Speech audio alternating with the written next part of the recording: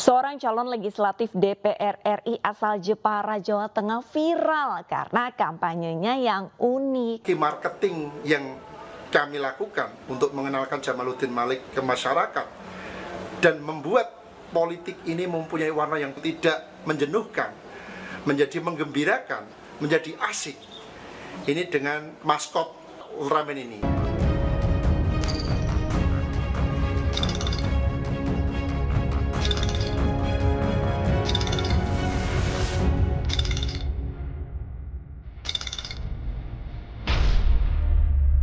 Ultraman Nebula tugasnya membasmi kejahatan, terbang tinggi menembus awan. Ada juga Ultraman dari Jepara, membawa harapan, mewakili rakyat duduk di kursi Senayan. Siapakah dia? Siapakah dia? Dari jalanan hingga ke Senayan, tak gentar hadapi kritik dan masalah pelik, membawa aspirasi segenap harapan. Dia Jamaluddin Malik. Dialah orangnya.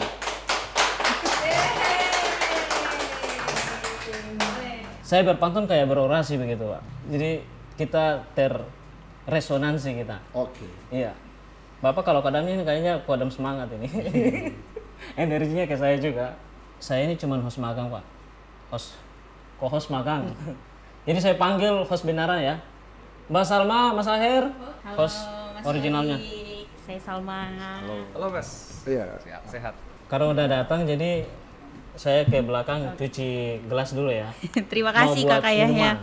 Terima kasih Mas. Orasinya Kak Yahya. Mas Ultraman minum apa? Saya air putih. Air putih ya. Assalamualaikum warahmatullahi wabarakatuh. Terima kasih kita kembali lagi bersama Resonansi Kupas Tuntas tanpa keras. Salma, kita langsung aja nih tanpa berlama-lama kita sudah kedatangan seorang bintang tamu kita, narasumber yang cukup dikenal, terutama ketika melakukan kampanye ketika pemilu tahun lalu ya, periode 2024 kemarin. Beliau ini sosok yang fenomenal. Kenapa? Karena ketika melakukan kampanye politik itu beliau melakukan orkestrasi politik yang cukup unik, bahkan cenderung nyeleneh. Nah, ini gimana Salma? Iya. Kita hari ini kedatangan Mas Jamaluddin Malik. Mas, terima kasih sudah hadir di acara podcast kita hari ini. Sosok yang unik, kreatif, inspiratif, membawa angin segar untuk pemuda di luar sana ya, bahwa politik itu bisa menyenangkan itu, tapi juga bisa serius juga ya Mas Jamaluddin Malik ya. Nah, Mas Malik, lebih nyaman dipanggil Mas Malik atau Mas Ultraman sebenarnya? Bebas Pak. Bebas aja ya. Nah, Mas Malik, saya panggil Mas Malik ya. Di podcast Resonansi Kupas Tuntas Tanpa Keras-Keras ini kita ada ritual Mas. Namanya tuh ritual mesin resonansi. Nanti saya melempar pertanyaan-pertanyaan ringan ke Mas Malik. Mas Malik jawab cepat saja tanpa pikir panjang. Oke? Pertanyaan pertama Mas Malik. Mas Malik, jikalau sekarang bukan menjadi seorang politisi, Mas Malik ini menjadi apa? Saya ingin menjadi pengusaha yang sukses. Supaya bisa bantu banyak orang yang benar-benar membutuhkan saya. Benar-benar membutuhkan Mas Malik ya. Kemudian TikTok atau Instagram Mas Malik? TikTok kenapa Mas? Instagram itu masih agak formal. Kalau TikTok itu lebih bisa mencair suasananya. Kalau kata anak zaman sekarang, TikTok itu diri Mas Malik banget gitu maksudnya ya? Iya. Kalau FB itu terlalu tersinggungan masyarakat netizennya ya. Kalau Instagram itu agak kaku, tapi kalau TikTok enak, jadi mereka bisa menyesuaikan. Gitu. Mas Malik dari Jepara ya, makanan favorit Mas Malik khas Jepara apa? Saya sukanya pecel sama horog-horog. Apa itu horog-horog? Ya, itu makanan khas Jepara yang sudah dipatenkan oleh haki, sudah ada hakinya. Ya, itu enaknya dimakan bareng sama pecel. Oh, bersamaan dengan pecel ya, sebagai kondimen ya gitu ya. Betul. Minumnya apa? Minumnya es teh manis. Es teh manis, tetap es teh manis. Superhero nih Mas. Mas kan Ultraman ya. Siapa superhero favorit Mas selain Ultraman? Selain Ultraman? Yes. Saya sukanya Iron Man. Iron Man. Ultraman, Iron Man. Kenapa tuh Iron Man? Kalau Iron Man dia itu secara finansialnya cukup. Ya. Jadi dia logis kalau dia memikirkan untuk membantu masyarakat. Karena kalau ada orang berpikir bahwa dia ingin berkorban dan membantu masyarakat, tapi dapurnya sendiri masih kurang, nggak realistis. Gitu. Ya betul. Tapi kalau Iron Man realistis, dia sudah kaya, ya dia melakukan penemuan-penemuan digunakan untuk membantu masyarakat. Oke. Kemudian lebih memilih debat di TV nasional atau duduk di kursi warkop bersama masyarakat? Warkop bersama masyarakat. Kenapa, Mas? Karena di TV nasional kita tidak bisa mendengarkan langsung yang menjadi keluhan masyarakat. Karena tidak mungkin ada masyarakat biasa masuk di TV nasional. Tapi kalau di warkop kita benar-benar ketemu real rakyat kita, kondisinya seperti apa adanya. Seperti apa adanya. Apa adanya. Tapi kan kalau di warkop jumlah masyarakatnya kecil, kalau TV nasional kan besar didengar ya, Mas? Di warkop kecil, tapi itu mewakili keluh kesah mereka. Dan itu murni dari hati mereka yang paling dalam. Tidak setting-settingan, tidak ada yang mengarahkan. Ya, memang itu yang mereka katakan, itu suara hati mereka yang harus kita dengar sebagai DPR. Oh, jadi ada jadi kalau bertemu dengan masyarakat langsung di warkop tuh jadi pertemuan mata ke mata itu lebih dalam gitu, Mas. Dan ya? itu kesenangan saya. Sampai sekarang, baru kemarin malam saya di angkringan. Saya selalu kalau ke angkringan itu kita gratisin ke semua orang, Mbak. Oh, Mas bayar? Jadi selalu saya datang mesti rame. Gratisi, terus mereka cerita, Pak begini, Pak begitu, Pak begini, Pak begitu. Nah, saya sudah bisa mencatat semua itu, saya sampaikan ke partai dan dapat solusi. Biasanya gitu. Baik, Mas Malik, sebelum kita masuk lebih dalam lagi pembahasan ini, gimana kalau kita sambil pesen minum dulu ya? Iya. Nah, Kakak Yahya mungkin minumnya bisa. Jadi Mas Malik sukanya kopi? Saya semua suka. Suka semuanya. Dominannya? Dominannya es teh. Es teh.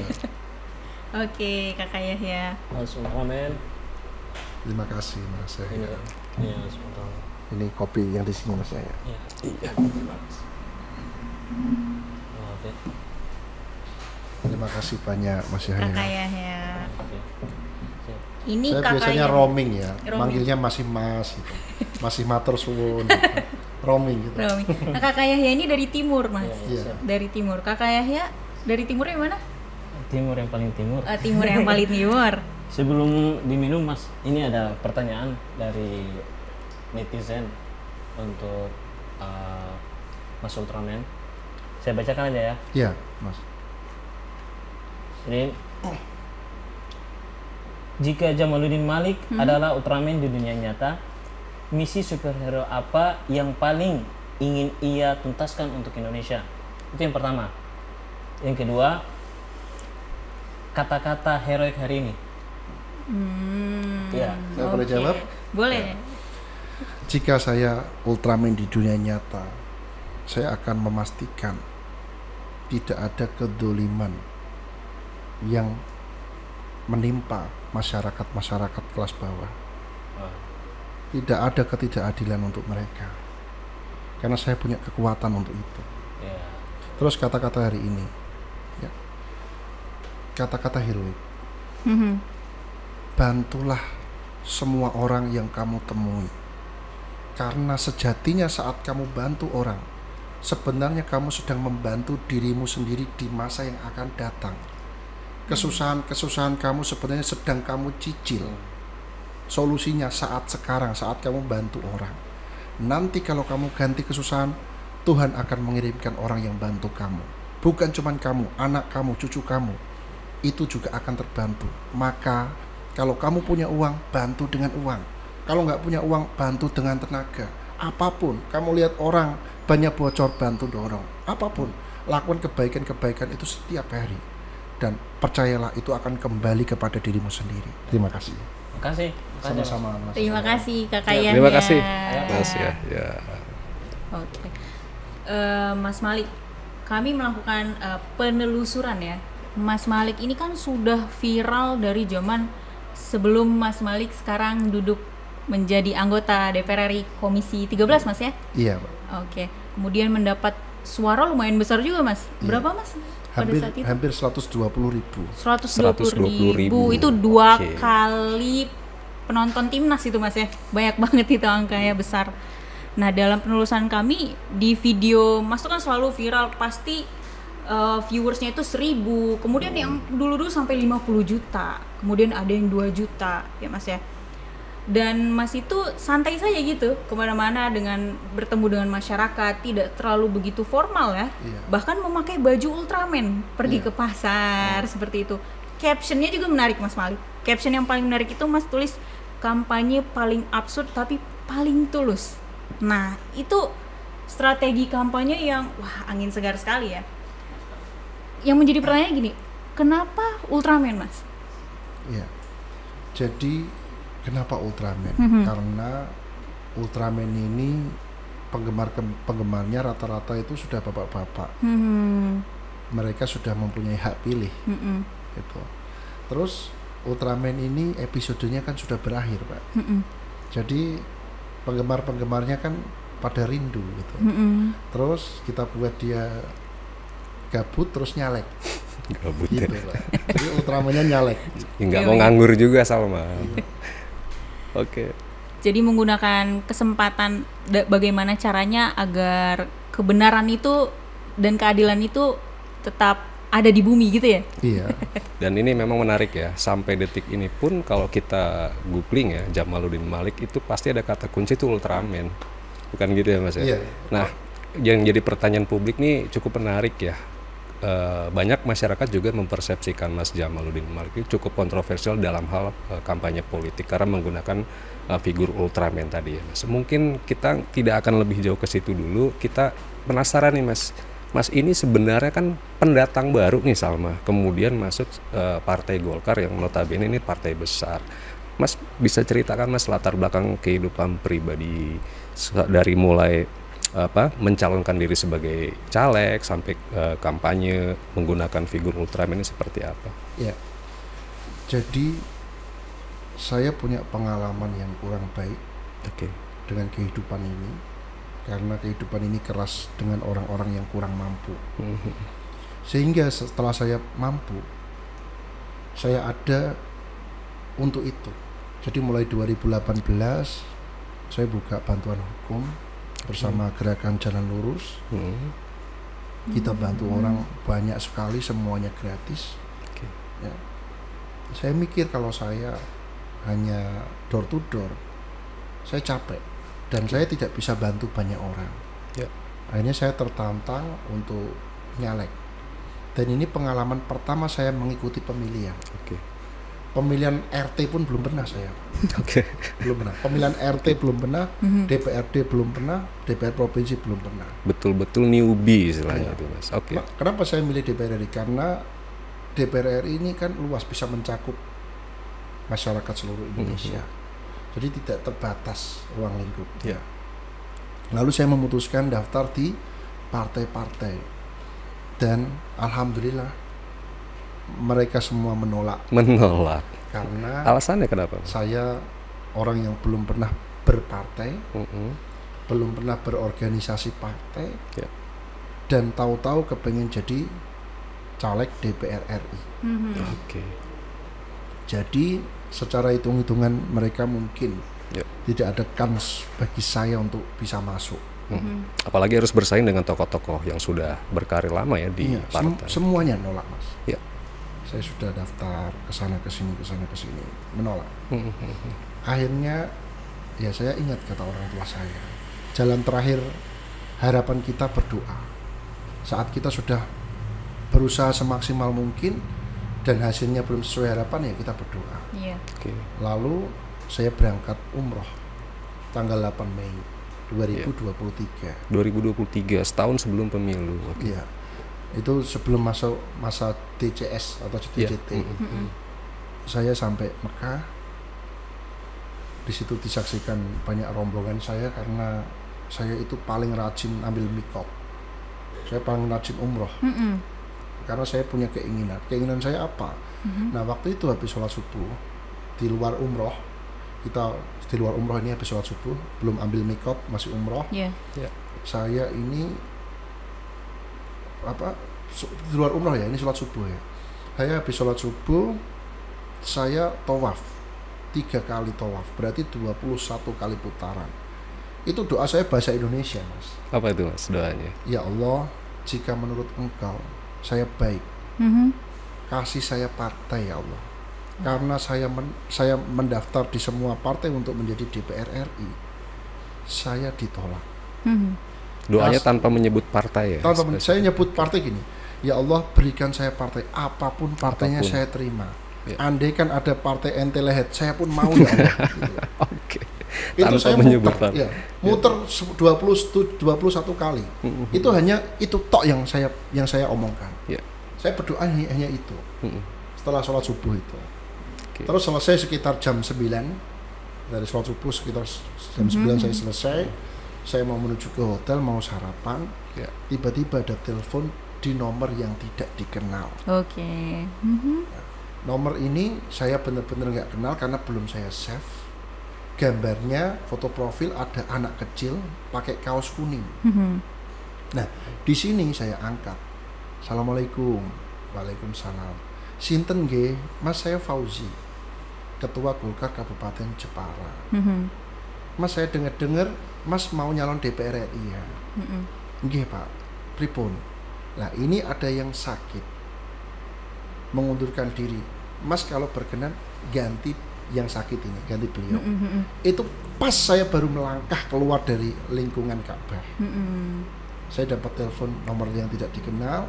Terus ya kita belum pernah berpolitik. Kata orang-orang kalau mau nyalek itu kan bayar. Ada yang ratusan juta. Terus saya nanya, Pak, maharnya berapa? Beneran? Sempat ngomong. Iya, saya nanya gitu. Tahu nggak jawabannya apa? Apa tuh? Mas, partai Golkar tanpa mahar. Beneran asli. Sampai saya DCT itu saya nggak diminta serupiah pun. Oke. Baik bener itu Pak Ketua kita itu. Tapi sebentar Mas, mungkin agak diceritain sedikit ya. Apa tiba-tiba Mas tuh angkat telepon tuh biasanya nomor nggak dikenal tuh kan orang males ya. Kalau saya itu ada insight apa tuh? Kalau saya biasa Mas, nyebar nomor. Oke. Jadi saya kalau ketemu orang, saya di medsos pun sering nyebar nomor pribadi. Jadi saya berpikir positif kalau ada nomor yang tidak dikenal, siapa tahu ada orang butuh saya. Siapa tahu ada masyarakat butuh saya. Karena kita kan memang buka bantuan hukum. Jadi nomor kita share ke banyak orang gitu. Setelah diangkat, beliau mengatakan mau menggantikan yang sakit, terus gimana tadi Mas? Saya disuruh ngirim segera foto setengah badan menggunakan jas Golkar. Hari itu juga? Hari itu juga, menit itu juga. Disuruh cari tukang foto. Pak Ketua, mohon maaf, saya ini di Mekah. Apa ada orang jual jas Golkar di Mekah? Kayak gitu. Wah, pokoknya gimana caranya Mas? Mas harus itu. Ya, terus akhirnya saya memutuskan mengedit foto saya di KPU, di JCT itu. Jadi badannya badan orang, kepalanya kepala saya. Editnya cepet-cepetan, layarnya nggak ada. Itu. Jadi karena untuk syarat administratif. Dan di hari itu juga KTA saya keluar. Punya persyaratan KTA partai pertama saya. Golkar ya langsung ya. Dan terakhir. Pertama dan terakhir. Kenapa begitu terakhir? Saya orangnya punya integritas, Pak. Saya waktu dulu kerja di perusahaan, saya diiming-imingi untuk pindah dari perusahaan itu dengan nominal miliaran, saya pun tidak ambil. Karena bagi saya integritas itu paling penting. Itu dinilai orang. Mas Malik, dengan cerita latar belakang bagaimana proses Mas bisa masuk DPR RI melalui Partai Golkar tersebut, kemudian niatan Mas agar bisa membuat kebaikan yang lebih luas lagi, kita coba flashback dulu Mas.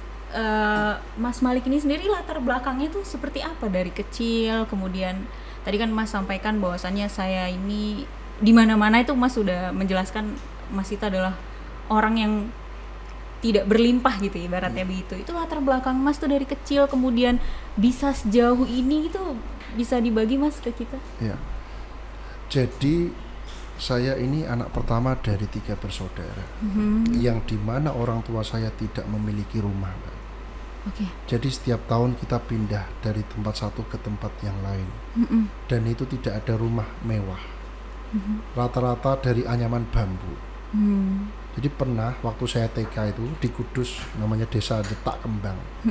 Ibu itu sama bapak itu tinggal di kandang ayam yang dibersihkan. Belakangnya itu Mbak, toilet umum. Kalau dalam bahasa Jawa namanya jumbleng. Jumbleng itu apa? Jumbleng itu kayak toilet umum tradisional. Oke. Yang sangat jorok sekali. Jadi kalau ada orang buang hajat pasti bau. Jadi gini membayangkannya, kandang ayam kemudian ini toilet umum. Ya, belakangnya. Mas tinggal di depan itu. Di depannya toilet. Kalau di sini namanya jamban ya kalau nggak salah. Ya, bisa jadi gitu. Terus kalau hujan itu pasti bocor semua. Jadi tempat tidur bapak saya dulu itu ada kayak kotak kecil. Ini kita itu nggak punya kasur, Pak. Saya waktu kecil nggak punya kasur, pakainya tikar.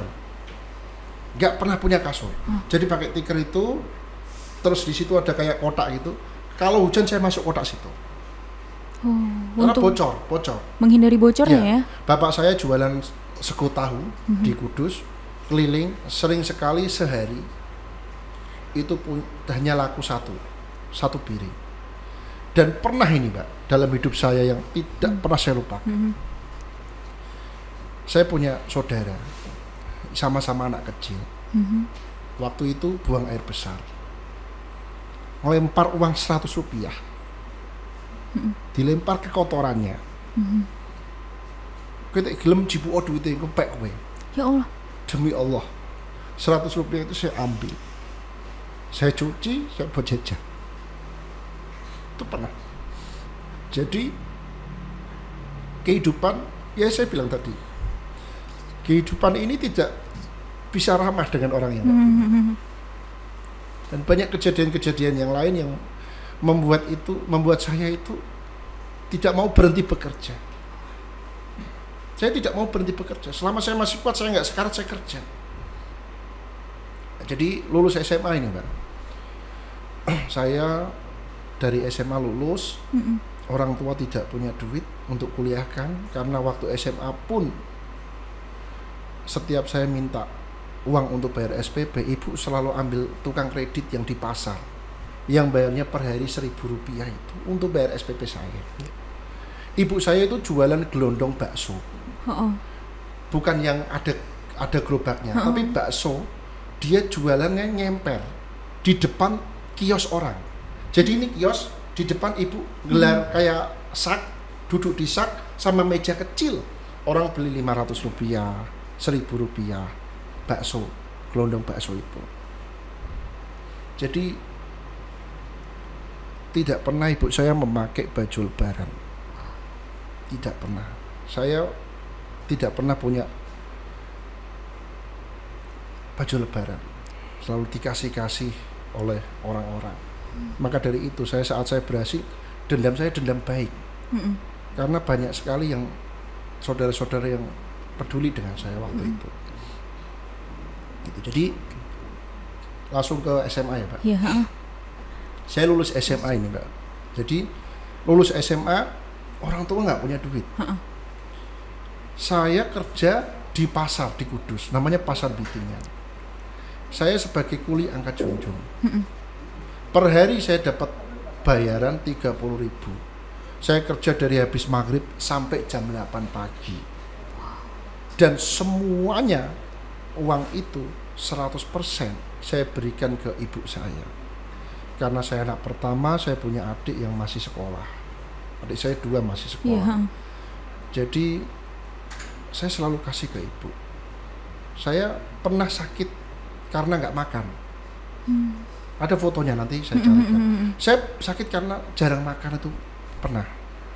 Nah, setiap saya makan ya saya minta bos-bos yang waktu, kan kadang kan mereka kan kita tahu jam-jam makan.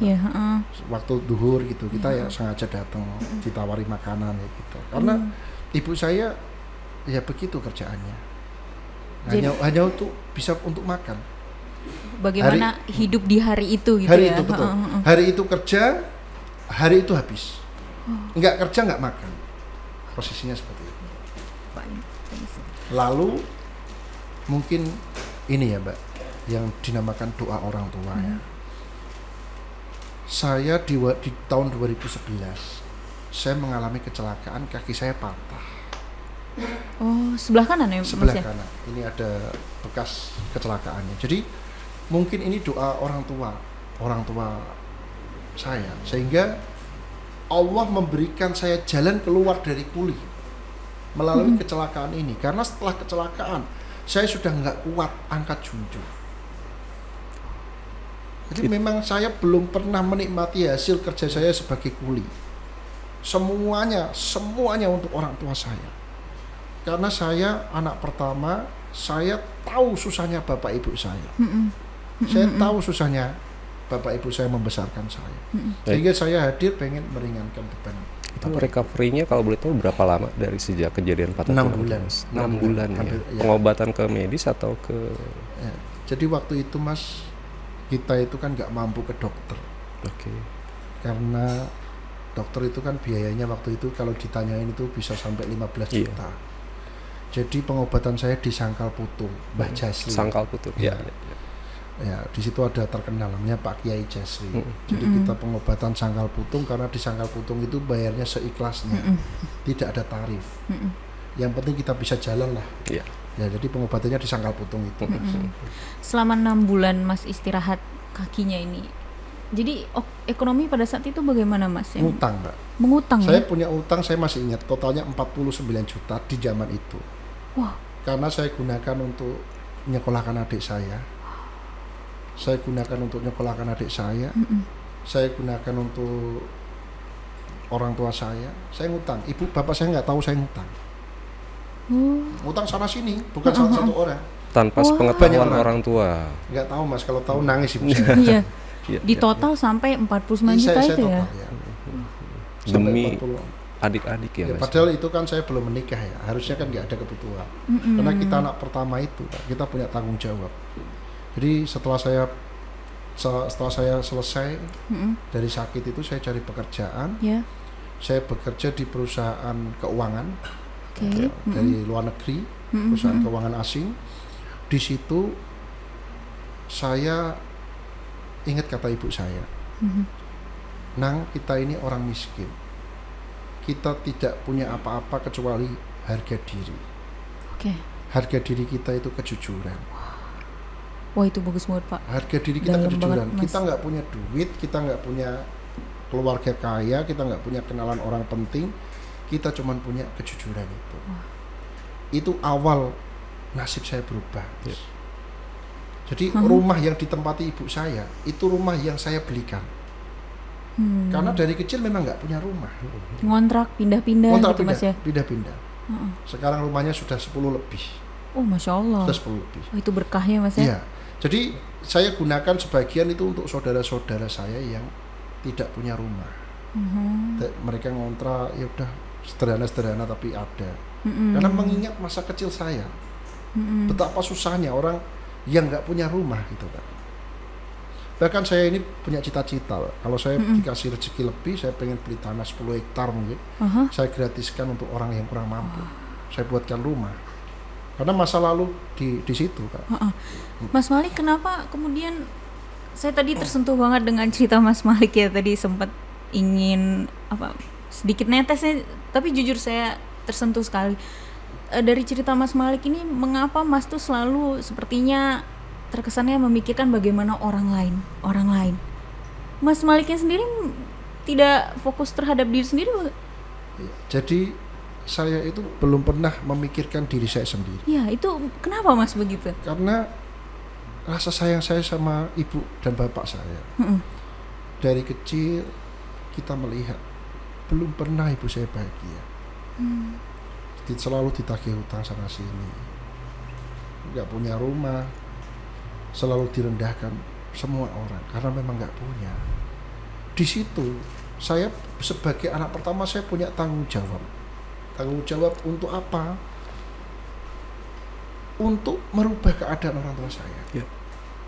Sering saya nggak punya duit buat makan, tapi saya nggak apa-apa. Saya masih muda, saya masih kuat. Tapi orang tua saya sudah tua. Jangan sampai beliau susah. Saya susah nggak apa-apa. Saya sampai pernah ya, saya itu keadaan sakit. Kita itu di pasar ya, kita kan di pasar itu kan keras sekali ya. Jadi saya sakit Mbak, saya sakit. Waktu itu hujan. Hujan, kita kan sebagai kuli kan kita nggak bisa berteduh Mbak. Ya kan kita kalau ada barang ya kita harus pindahkan kayak gitu. Dalam keadaan sakit, dalam hati saya nangis Pak.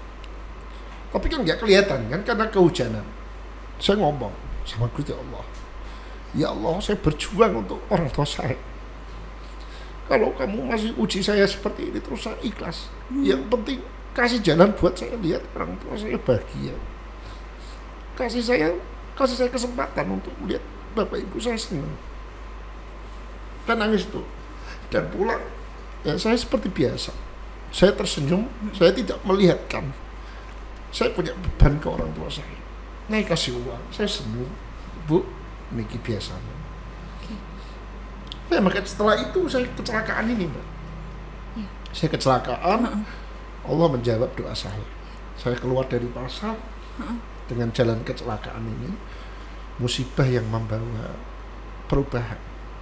Saya di perusahaan keuangan, saya kenal dengan orang-orang besar, Pak. Dan mereka tersentuh. Karena setiap dikasih uang saya nggak mau. Saya nggak mau karena apa? Saya sudah digaji sama perusahaan. Saya sudah digaji sama perusahaan, yaitu kejujuran yang dimaksud orang tua saya, harga diri.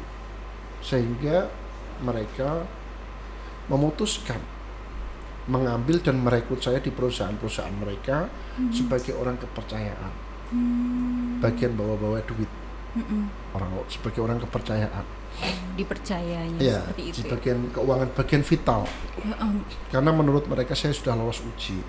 Nah dari situ ekonomi saya sudah membaik. 2018 saya aktif di kegiatan bantuan hukum yang saya biayai semuanya dari uang saya pribadi. Semuanya. Kenapa saya di bantuan hukum dan sosial? Karena saya pernah dan saya lama hidup miskin. Tidak ada keadilan bagi orang miskin. Tidak ada yang peduli. Sekarang orang semua peduli dengan duit. Ya ada duit, gak ada yang peduli. Dah. Kalau semuanya seperti itu, siapa yang akan membela masyarakat? Itu saya menghabiskan banyak uang dan saya sering berantem dengan istri saya. Karena tidak ada waktu untuk keluarga. Kita udah janjian hari Minggu kita mau kemana, tiba-tiba ada tamu nangis-nangis. Itu bantuan lembaga hukumnya itu seperti apa Pak? Jadi misalnya nih ada orang yang mengalami pemerkosaan, ya dia tidak paham hukum, melaporkan aja takut, takut dimintain biaya, takut apa gitu ya, kita kasih pemahaman, kita bantu. Mendampingi kemudian ya korban-korban itu. Gitu. Dan saya kan punya kekuatan karena dulu saya jadi kepercayaan orang-orang besar, Pak. Jadi saya bisa menghubungi sana sini, konteks sana sini. Dan untuk kepentingan orang nggak mampu, beliau-beliau yang dulu itu sangat mendukung. Saya dipeseni jangan cari uang dari situ. Nanti hidupmu tidak berkah. Saya belum pernah serupiah pun, demi Tuhan, demi Allah. Bahkan saya pernah membantu orang yang saya tidak tahu dia itu orang kaya. Ternyata duitnya banyak. Saya nggak tahu karena memang saya kalau cari duit saya harus kerja. Kalau saya bantu orang, saya dikasih duit, berarti saya bukan bantu, saya disuruh. Karena saya menerima upah. Saya kalau memang dapat duit ya saya harus bekerja. Kalau saya tidak bekerja, saya tidak boleh dapat duit. Itu prinsip saya. Berarti bermodal kejujuran, ikhlas, dan ketulusan. Ketulusan itu yang pada akhir menjadi titik balik ya. Oke. Didikan orang tuanya Mas itu menjadi prinsip kuat Mas sekali ya, sampai akhirnya mencapai keberkahan. Akhirnya setelah menjadi kuli, kemudian Allah uji dengan kaki Mas yang patah, kemudian 6 bulan itu istirahat, dalam perjalanannya Mas naik di derajatnya menjadi bekerja di salah satu perusahaan internasional bagian keuangan. Kemudian bangkit, Allah kasih jalan lagi, ya Allah beri keberkahan dan kemudahan, Mas semakin naik di situ ya kehidupannya ya. Iya, itu karena doa orang tua saya waktu itu, benar. Itu hujan gede banget. Saya itu kehujanan, saya nangis, bener-bener saya nangis air matanya banyak tapi nggak kelihatan karena kan kena hujan. Iya. Itu saya berdoa di situ, Mbak. Langsung dikabulkan sama Allah. Itu rasanya kayak pedih sekali, maksudnya sakit sekali seperti itu ya. Sakit, Mbak. Kita itu kepengen malam mingguan aja nggak bisa. Iya. Impian saya waktu dulu lulus sekolah itu hanya satu, pengen malam mingguan, itu nggak bisa. Karena kerja di pasar itu nggak boleh libur. Nggak boleh libur sama bosnya. Libur dicari. Setiap hari? Setiap hari. Setiap hari. Tidak ada hari libur kecuali pemilu, Idul Fitri, Idul Adha. Selain itu kita nggak ada libur. Sehari? Di pasar nggak ada libur. Berapa jam itu Mas? Dalam Dari satu hari masa kerja? 6:30 sampai jam 8 pagi. Iya. Itu Mas tadi sampaikan ada bos. Iya. Setoran artinya? Tidak. Kan kita kuli. Kuliah, Kita bantu orang, nimbang-nimbang, ngangkat-ngangkat, kita dibayar sehari 30.000 waktu itu. Sehari 30.000. Ya, kita kuli, Iya, nggak setoran. Tidak setoran, tapi bos ini beliau yang menyuruh-nyuruh untuk bawa-bawanya. Beliau yang punya usaha. Oh, yang punya usaha. Saya karyawannya, bahasanya gitu. Kalau di kampung kan kuli. Kuli ya. Iya. Oke. Wah, deep sekali Mas. Nah, Itulah nih, kehidupan. Mas tadi cerita ya tentang perjalanan hidup yang cukup menyedihkan ya, dramatis juga ya tentang ternyata kehidupan Mas Malik ini. Nah, sekarang kan Mas Malik kan sudah terpilih nih menjadi anggota DPR RI ya. Iya. Nah, ini kira-kira di Komisi 13 ya kalau nggak salah ya.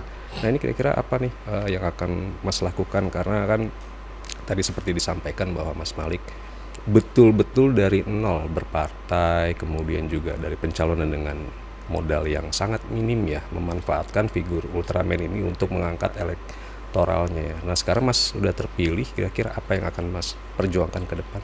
Ya, kalau Mas bisa cek di media sosial saya, sejak saya terpilih dilantik, belum pernah sehari pun kita tidak menebar kebaikan. Ya.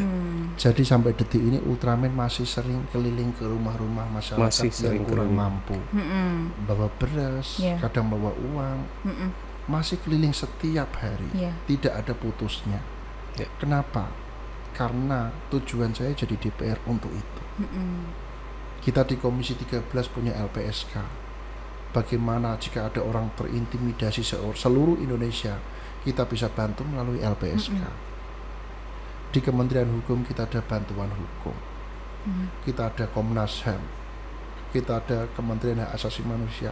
Semua itu bisa menolong masyarakat seluruh Indonesia. Berarti fokus di advokasi ya Mas? Iya. Dari dulu memang saya sukanya gitu, karena kita kan sudah lama jadi orang miskin. Sekali lagi saya sampaikan, tidak ada keberpihakan bagi orang miskin. Mayoritas orang itu money oriented. Bagaimana memandang segala sesuatu dari uang. Itu mayoritas. Kalau semua seperti itu, kasihan masyarakat. Siapa yang mau bersama dengan mereka? Iya. Mas Malik juga balihonya kan viral ya, Ultraman. Tapi ada juga yang emoji batu gitu ya. Kenapa kemudian ada emoji batu, tidak konsisten Ultraman aja gitu? Jadi baliho kita itu tematik, Pak. Tematik. Kebanyakan itu ya orang mengumbar visi dan misi. Belum tentu itu benar. Banyak bohongnya. Setelah jadi lupa. Maka dari itu tidak pernah saya menjanjikan sesuatu. Terus kita pernah pasang baliho emot batu.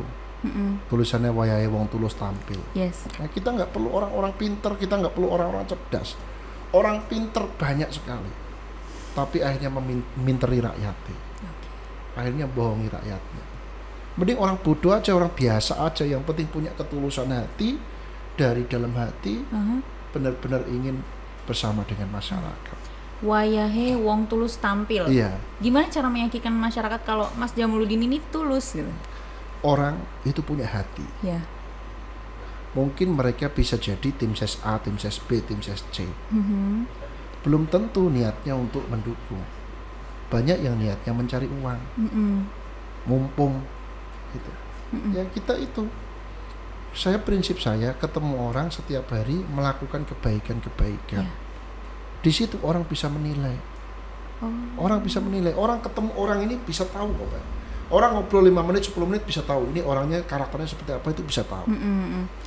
dari lembaga bantuan hukumnya Mas sendiri itu juga mungkin ada efeknya kali ya? Banyak, Mbak. Banyak sekali ya? Banyak sekali. Orang yang kita bantu tahu-tahu mereka cetak baliho sendiri, dipasang di rumah-rumahnya mereka. Justru mereka Dipasang yang di mencetak rumah-rumahnya dan mereka. menaruhnya? Iya, banyak yang begitu. Tapi saya juga buat juga. Tapi banyak yang begitu. Karena mereka kita bantu dulu kan. Waktu tidak ada orang yang mau bantu, kita bantu kan. Mereka kan punya keluarga, mereka punya teman. Pasti kan mereka cerita. Iya, itu buahnya ya Mas ya. Iya. Pertama kali turun ke masyarakat pun bagaimana Mas kampanyenya? Langsung menggunakan Ultraman atau bagaimana? Iya, jadi kampanye kita kan memang Ultraman ya Pak. Iya. Kita kan menggunakan Ultraman. Iya. Jadi Ultraman ini selalu turun ke masyarakat, Pak. Tapi yang ngontrol saya. Jadi banyak Ultraman itu pakai stuntman. Saya ngontrol kegiatan mereka dan mengelola medsos. Karena itu jalan yang murah untuk memperkenalkan diri di waktu itu, Pak. Kalau kita pakai sembako itu kan biayanya kan mahal. Mahal ya. Gitu. Kuncinya itu di sosial media. Iya, kuncinya di Begitu, sosial Mas Malik media. ya? Di TikTok. Dari mana idenya sampai Mas tuh paham kalau strategi penggunaan sosial media ini ampuh gitu? Nah, bagaimana tuh? jadi kita melihat pemilu kita di 2024 kemarin. Itu pemilu kita itu pemilu yang mengalami bonus demografi. Di mana usia-usia pemilih produktif jumlahnya itu jauh lebih banyak daripada pemilih-pemilih tua. Yeah. Di situ saya meyakini bahwa hampir semua masyarakat itu mempunyai media sosial.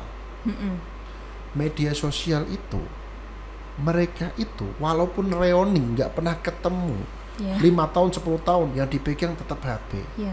Nah, saya berpikir bagaimana saya bisa menguasai HP mereka. Bagaimana saat mereka buka HP ingat saya. Mereka buka HP ingat saya. Saya pikirkan cara-cara kreatif yang menarik untuk menyampaikan hal-hal yang berkaitan dengan pemilu kemarin.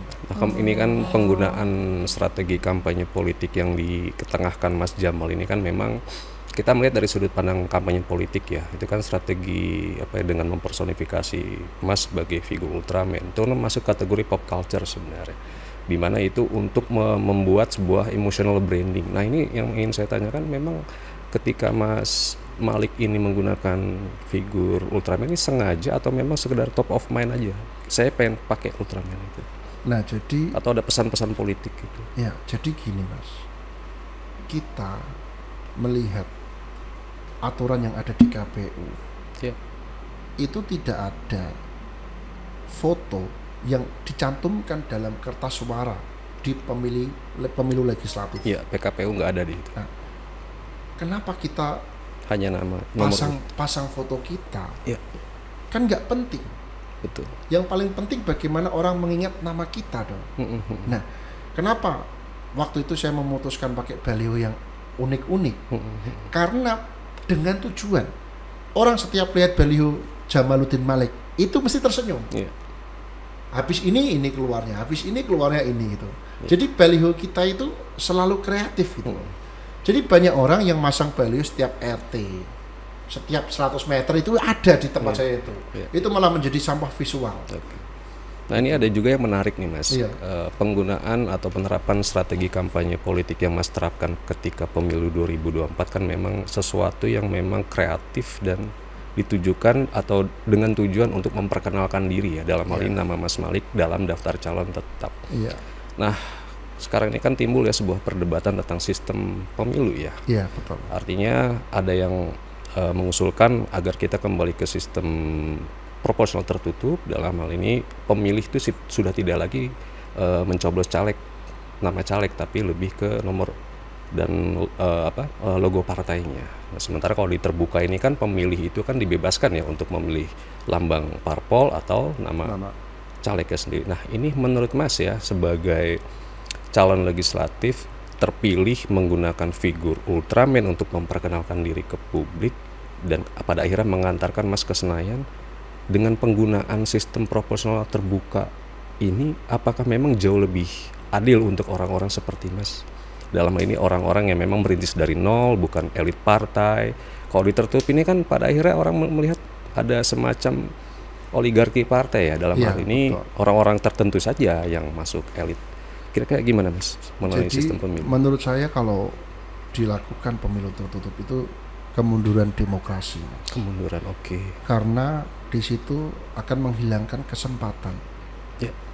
Banyak orang yang ingin membangun bangsa ini, yang mereka bukan lahir dari elit partai.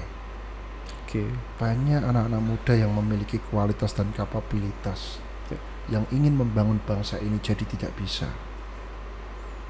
Karena ditutup oleh sistem. Pemilunya jadi tertutup. Tertutup. Nanti orang akan memilih partai. Masyarakat ini sudah pernah mengalami itu sebelumnya. Ya, pada era 99 ke bawah. Ya, sehingga muncullah demokrasi ini. Nah, di sini saya pun sangat tidak setuju dengan pemilu tertutup. Karena kalau pemilu tertutup tidak pernah ada orang Raja Jamaluddin Malik. Itu membungkam demokrasi dan saya harap itu tidak terjadi, Mas. Artinya Mas Malik tetap ingin pemilu diselenggarakan proporsional terbuka ya, karena memang ini lebih lebih adil untuk orang-orang seperti Mas yang memang merintis ya dari nol ya. Lebih membuka kesempatan. Kesempatan untuk putra-putra terbaik bangsa ini ke depannya untuk peduli terhadap politik. Biar tidak dikuasai orang-orang itu terus. Iya betul. Memberikan harapan. Memberi harapan. Memberikan ruang partisipasi lah, setidaknya mereka itu masih punya kesempatan untuk berkompetisi secara fair. Iya betul. Mas Malik ini kan adalah bukti nyata bahwasanya mimpi itu adalah bukan hanya milik orang tertentu. Semua manusia itu bisa bermimpi. Bisa mewujudkan dan mewujudkan mimpinya ya Mas ya. Betul menarik sekali. Prinsip orang tua Mas tuh sampai sekarang masih dipegang? Masih. Sekarang Mas sudah duduk di kursi Senayan, Komisi 13, ya kan? Apa yang berubah Mas? Saya tidak ada yang berubah. Mbak datang, tidak ada suara sirine, ya kan? Tidak ada patwal, tidak ada yang berlebihan. Saya tetap menjadi orang yang sama. Bahkan saya lebih beruntung karena saya bisa menggunakan kebijakan bersama teman-teman di Komisi 13 ini untuk membantu masyarakat yang jumlahnya ratusan juta ini. Dan ini yang saya harapkan. Saya bisa menyampaikan ke pemerintah pusat harapan-harapan orang-orang yang ada di dapil saya. Dan itu saya lakukan setiap hari. Nah, itu kepuasan. Kepuasan karena mimpi yang bisa menjadi nyata berkat pemilu terbuka. Kalau tertutup tidak akan mungkin semua itu bisa berjalan. Tadi juga saya dan teman-teman di sini menjadi saksi ya, sahabat-sahabat resonansi, kalau Mas Malik ini betul-betul sederhana, merakyat, kalau bahasa kita tuh humble, down to earth ya, masuk langsung assalamualaikum, cari tempat untuk sholat. Masya Allah, Mas Malik bisa menjadi panutan bagi kita semua ya, sahabat-sahabat resonansi. Nah, sekarang di sebelah Mas Malik itu kan ada topeng Ultraman ya. Ini tuh selalu dibawa terus atau bagaimana Mas Malik? Jadi topeng Ultraman ini memang ada banyak jumlahnya. Kenapa? Karena kadang itu kita itu bisa lupa diri. Setelah kita jadi pejabat, kita jadi sombong, nggak ngelihat orang. Padahal apa yang disombongkan sih, wong jabatan cuma 5 tahun. Setelah 5 tahun jadi orang biasa lagi. Terus andai kita terpilih 7 periode, setelah 7 periode kita mati. Mau apa? Hidup di dunia mau apa lagi? Jadi saya mengingat perjuangan saya waktu kampanye, waktu saya bersama masyarakat, ngemis ke masyarakat untuk memilih saya, supaya saya tidak lupa dengan masyarakat setelah saya jadi. Ini saya bawa karena itu. Untuk mengingatkan selalu ya. Biar saya tidak lupa diri. Saya mengingat waktu kampanye bagaimana susahnya kita menarik simpati masyarakat. Jangan sampai kepercayaan dan amanah masyarakat itu kita sia-siakan. Yang jelas kita hidup bermanfaat buat banyak orang, tidak mendolimi orang. Kalau kita terlibat nepotisme, kita mendolimi orang. Banyak anak-anak yang mungkin seperti saya, dari keluarga miskin yang ingin berjuang pengen jadi pegawai, akan terhalang dengan backingan-backingan itu. Dari mana Mas mempunyai pandangan seperti ini dan berkeyakinan seperti ini? Dari pelajaran hidup. Dari pelajaran hidup, Ya, kembali lagi pelajaran hidup. Kita ini mau sombong itu malu, Pak. Ya. Dulu mau makan susah. Kita lihat orang, kita ngomong tinggi, kita malu dan takut. Allah menghilangkan ridhonya. Kita dikembalikan ke masa seperti itu lagi. Kan nggak enak. Makanya kita harus berhati-hati dalam berucap, dalam bersikap, dalam bergaul, jangan sampai menyinggung hati orang. Itu. Itu Ada- luar biasa. Ada satu pertanyaan penutup sebelum kita akhiri di segmen ini ya. Ya. Sekarang Mas sudah terpilih duduk di Komisi 13, Ya. kemudian aktif mengadvokasi program-program di Komisi 13 ya. Dalam hal ini Mas akan menerapkan program-program yang memang dibutuhkan oleh Sudah masyarakat. menerapkan. Sudah Bukan menerapkan dan akan. akan terus dilakukan. Nah, dari Mas Malik sendiri sebenarnya ketika sudah duduk di Komisi 13 dalam anggota DPR, ada gak sih Mas obsesi ke depan mungkin Mas akan memiliki semacam obsesi untuk lebih dari sekedar anggota legislatif, misalnya ke eksekutif barangkali, gimana Mas? Nah, andai pemilu ini tetap terbuka, Iya. maka harapan itu mungkin masih ada. Tapi kalau pemilu tertutup, harapan itu sudah tidak ada. Ya. Dan obsesi saya ke depan, saya pengen memotivasi anak-anak muda yang lahir dari keluarga-keluarga nggak punya seperti saya untuk tidak takut berpolitik. Kalau kita takut berpolitik dan politik itu terus dikuasai oleh orang-orang yang tidak baik, kapan negeri ini berubah? Saya Lebih banyak sendiri, dibutuhkan saya orang. seorang diri tidak ada artinya Ya. tanpa kalian semua. Saya berharap mereka bisa melakukan kampanye-kampanye kreatif dengan modal minim, mereka bisa jadi DPR, Ya. bisa membuat harapan masyarakat terpenuhi. Karena orang yang pernah miskin, yang hidup miskin, dia itu pernah ada di dalam posisi itu, dia tidak akan pernah melupakan sejarah. Kalau orang yang belum pernah hidup miskin, dia tidak akan bisa merasakan penderitaan orang-orang yang nggak punya. Saya pengen memotivasi anak-anak muda, ayo semuanya nyalek DPRD provinsi, daripada kamu mengeluh, kamu terus mengeluh tidak amanah, kenapa kamu nggak maju sendiri biar amanah? Iya. Kan gitu. Iya. Berkeluh kesah mengeluh tidak akan menyelesaikan atau membuat bangsa ini menjadi lebih baik. Bangsa ini bisa menjadi lebih baik dengan tindakan. Ayo, selama ini kita tidak sesuai, kita memilih orang selalu tidak sesuai harapan. Iya. Kita maju sendiri dong, kita buat perubahan sendiri dong. Jangan berharap lagi dengan orang. Terjun langsung ke pusaran. Iya. Ketika pertama kali dilantik menjadi anggota DPR RI, kemudian Mas menjalani hari-hari gitu ya, kagok nggak Mas menjadi anggota DPR RI? Kagok, Mbak, karena Kagok, apa tuh? terlalu dihormati orang. Oh, gitu. Ya biasanya kita acara duduk di pojokan, sekarang di paling depan. Iya gitu ya. Jadi attention ya. Iya, kita terlalu dihormati Iya, orang. Ya itu yang saya takutkan saya menjadi orang yang sombong. Saya makanya bilang jangan terlalu menghormati, biasa aja. Biasa Kamu hormat sama saya nggak apa-apa. Selama saya di DPR, saya pakai jas, saya DPR. Iya. Tapi kalau saya di dapil, saya temanmu. Saya temanmu seperti dulu. Mas. Kalau saya di DPR, di kantor saya pakai jas, kamu panggil saya Pak Dewan yang terhormat, silahkan. Begitu saya di luar parlemen, saya temanmu yang mewakilimu, menyerap aspirasi masyarakat, Iya. koncomu. Iya. Setelah itu mereka pada manggil seperti biasa, Iya. teman-teman sekolah saya lek gitu. Dan biasa dulu, wah terlalu dihormati saya. Saya itu nggak suka terlalu dihormati. Nanti jadi sombong, takutnya jadi sombong. Takutnya menjadi sombong, Takutnya jadi sombong. menghindari hal-hal yang seperti Iya. itu. Makanya terakhir saya lihat Mudah tersinggung, ya kan? heeh. Nanti kalau kita terlalu sering dihormati, nanti ada orang yang kurang menghormati kita tersinggung. betul itu Mas. Ya, itu yang saya takutkan, makanya saya biasa aja. Biasa aja. Oke. Saya kalau pulang selalu makannya di angkringan, Mas. Tetap ya masih. Kenapa? Pertama itu hemat. Kita dengan uang 1 juta kita bisa nyeneng ke masyarakat semuanya. Banyak ya. Yang ada di situ.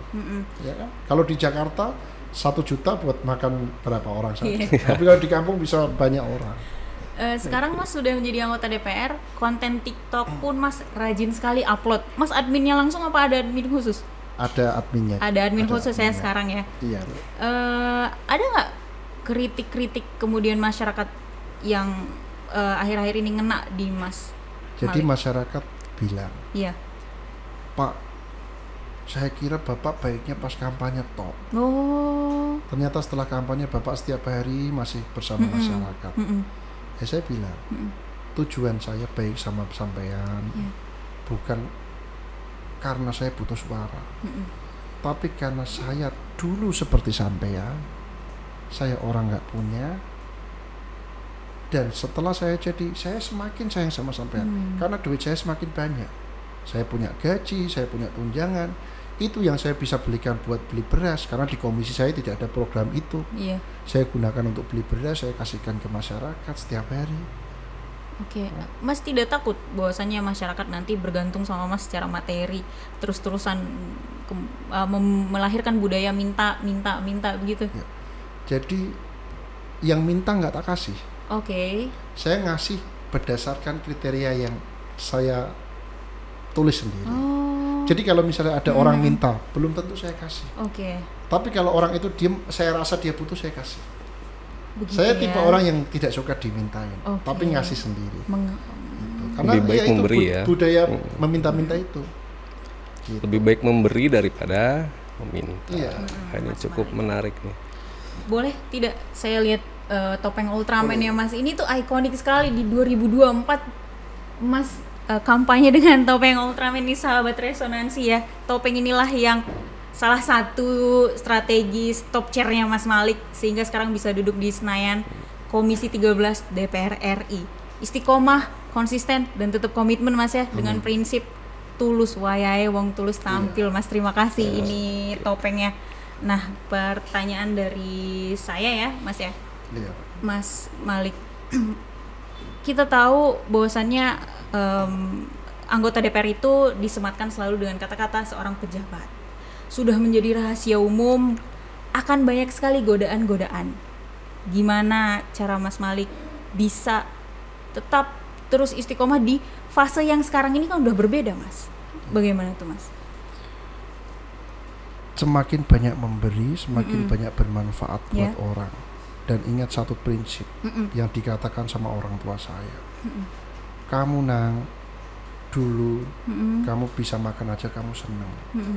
Sekarang kamu dikasih uang miliaran, kamu punya uang 1 triliun, 2 triliun, 3 triliun, 10 triliun, kamu tidak akan puas kalau kamu tidak bersyukur. Ya, ini apa yang tadi disampaikan Mas Malik ya, ini cukup menginspirasi kita sebenarnya ya. Yang kita tahu bahwa tidak semua orang yang memiliki kekuasaan, punya modal besar, itu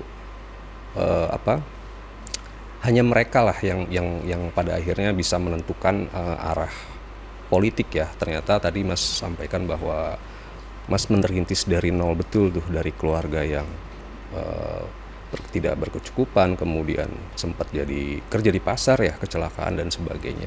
Itu tentunya memberikan penjelasan kepada kita bahwa selama kita memiliki mimpi, kita berbakti pada orang tua itu akan dibukakan jalannya ya, begitu ya Mas ya. Ada banyak sekali sebenarnya yang ingin kita diskusikan sama Mas Malik ini, namun waktu kita cukup terbatas kali ini Mas. Mungkin di lain episode kita ngobrol-ngobrol politik tentang yang lain nih Mas nih. Untuk kali ini saya ucapkan terima kasih atas kedatangan Mas Malik ya. Terima kasih Mas kurang Malik. lebihnya kita mohon maaf. Iya. Sangat menginspirasi kita. Oke. Sahabat resonansi, hari ini saya juga bahagia sekali bertemu dengan sosok yang inspiratif. Beliau tuh seperti zero to hero lah, real untuk kita semua ya. Dan untuk sahabat resonansi, agar tidak cuma mengikuti arus, subscribe podcast Resonansi dan nyalakan lonceng notifikasi agar selalu update dengan konten-konten resonansi. Dan kepada sahabat resonansi, ingat politik bukan milik segelintir orang, politik adalah milik kita. Dengan politik menentukan arah kehidupan kita selanjutnya, sebagaimana tadi disampaikan narasumber kita, Mas Malik.